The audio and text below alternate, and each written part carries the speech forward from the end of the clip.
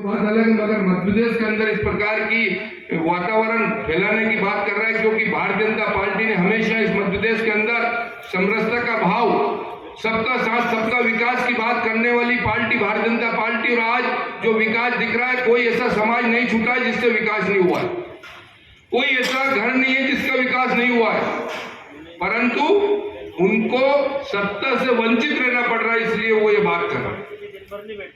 उनको सत्ता का सुख भोगना नहीं मिल रहा है, इसलिए वो ये बात कर रहे हैं।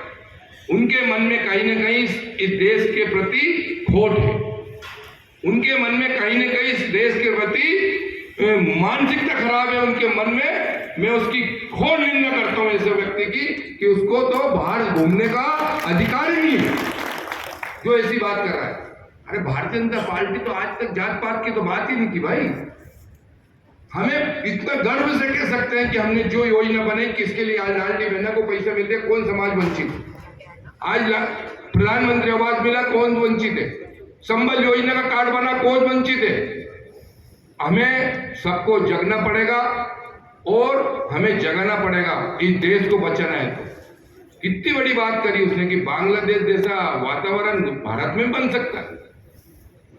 क्यों भैया, भारत में ऐसी कौन सी तानाशाही चल रही है? सबका साथ सबका विकास की बात कर रही है भारतीय जनता पार्टी। उसके बाद किस प्रकार का मन आपका खराब है? मैं तो आपसे यही आग्रह करूंगा कि भारतीय जनता पार्टी जिस प्रकार से हमारे समाज में काम कर रही है, उस गति को हमें देना है। हमारी सरकार बनी, आप सब लोगों ने हमें मिलकर विधायक बने, पांचों पहली बार 5 विधायक अपने राजगढ़ जिले से बने हैं और 2 मंत्री बने।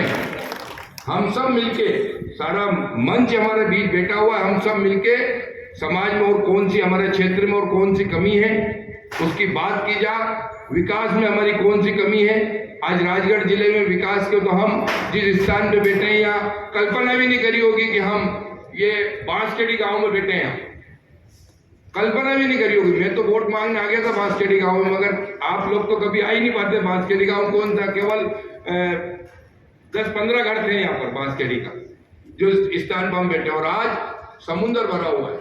मोहनपुरा परियोजना, कुंडलिया परियोजना, रिंसी परियोजना, सुटलिया परियोजना, एक से एक योजना बना के हमें वो सौगात दी हमारी पार्टी ने, हमारे नेताओं ने। और 3-3 हेलीपैड बने जो मोदी जी आए थे, 3-3 हेलीपैड बने। ये विकास है।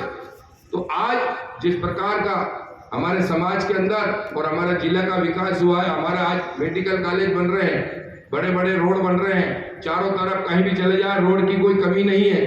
तो मेरा आपसे यही आग्रह है कि हमें एकजुट होकर इस देश के नाम पे हमें एकजुट होना पड़ेगा, क्योंकि जिस प्रकार से अभी हमने लोकसभा में उत्तर प्रदेश, बिहार के अंदर अन्य प्रदेशों में जो थोड़ी बहुत कमी महसूस हुई है, उसमें वो हमारे गठबंधियों, जो ये हमारे विरोधी है, कहीं ना कहीं वो लोग सक्सेस हो चुके हैं और उनने गंदी मानसिकता से समाज के बीच में संविधान की बात करके, जात पात की बात करके, उनने लोगों को बहला फुसला कर उनने कहीं ना कहीं उनने कामयाबी पाई है। उस कड़ी को तोड़ना पड़ेगा और उस कड़ी को तोड़ना पड़ेगा कोई जात पात की बात नहीं करके। एक भारत का नागरिक होने के नाते हमें एक मंच पर एकजुट होकर आना पड़ेगा, नहीं तो ये भारत में भी कहीं के दिन ये जो गठबंधन लोग हैं, ये जो गद्दार लोग हैं, ये पार्टी को, इस देश को तोड़ने का काम करते हैं, वो लोग सक्सेस हो जाएंगे और हम लोग हाथ पाथ धर के देखते रह जाएंगे कि हमारे साथ क्या हुआ।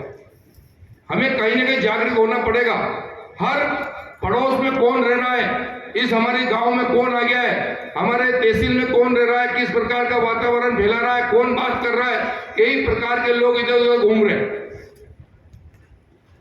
उनसे सावधान रहना पड़ेगा और हमें एकजुट होकर एक मंच पाकर हम सारे लोग भारतीय जनता पार्टी का हमेशा चरवेती हमारा संकल्प है कि भारत माता को परम वैभव पर पहुंचाने का जो संकल्प हमारे जो वो हमारे पंडित दीनदयाल जी समाचारण मुखर्जी ने जो लिया था, परम वैभव पर पहुंचाना कार्य हमारी पार्टी के नेताओं ने, आदरणीय हमारे देश के प्रधानमंत्री जी ने जो कार्य जिस गति से जो उन्होंने किया है और कर रहे हैं, उसमें हम आगे बढ़े हैं।